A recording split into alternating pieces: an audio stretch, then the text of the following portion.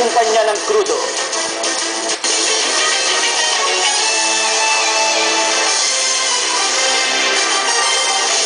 Mayor, inireklamo ng panunubok ng baril sa isang konsihal. Ang detalye sa pagbabalik ng TV Patrol Southern Tagalog.